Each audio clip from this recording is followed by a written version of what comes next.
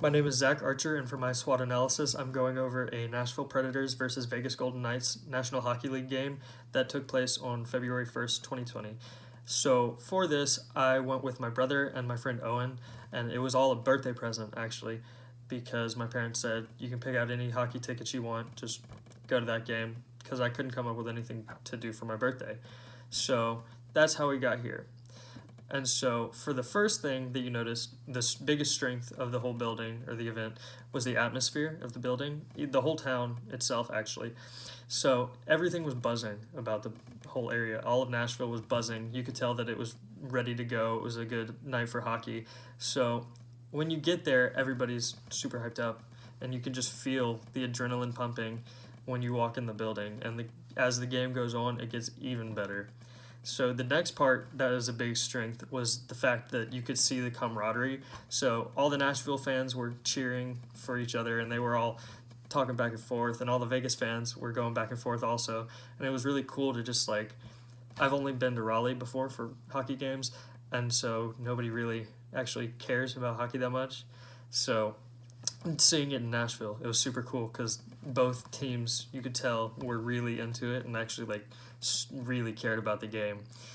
And then the final strength that was super big was the fact that Vegas won, and I just count that as a strength because obviously I'm their fan. So then we get to the next part, which is weaknesses. And so because the Bridgestone Arena is in downtown Nashville, there's parking has to be super difficult. I didn't encounter it personally because I parked at a hotel hours before the game even began. But if with the Bridgestone Arena being in downtown Nashville, I can only imagine how difficult it is to find parking on the night of a game. It's got to be super difficult. And then the other thing is that it's a little bit intimidating when you go in as an opposing fan.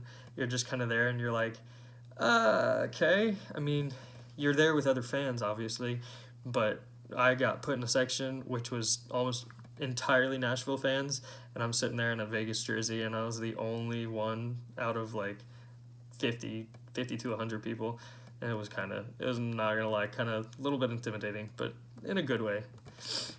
And so the third part is the opportunities. So the biggest opportunity definitely comes from the fact that the Predators, during their intermission reports, play local acts. And so when we went, we had the School of Rock, which was a bunch of kids that go to a music school, and they performed at the thing. And then the second intermission was a drum line from a different school. And so I thought that was really cool because they're bringing in local Nashville culture, and they're making it a part of the game. And then a second part that's a super good opportunity is that they also pair with local businesses, and so you have advertisements for local businesses with their players on them, and they have catchphrases and stuff, and they're posted all around the arena, and there are also signs up everywhere in Nashville, so that's super cool.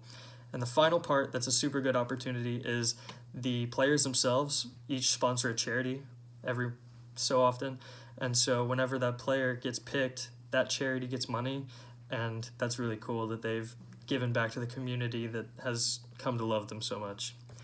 The final part of the SWOT analysis comes from the threats, and the biggest threats right now actually come from the team itself because the team is aging and the players aren't doing as well as they used to be, and so that's super kind of rough for a team that's been known to do really well in the last couple of years, and they're not really looking to rebuild. They kind of were going for the cup this year. And then the second problem definitely comes from the fact that there are coaching changes, and so they just fired their coach and picked up a new one who doesn't really have any record of success previously, so that's kind of rough.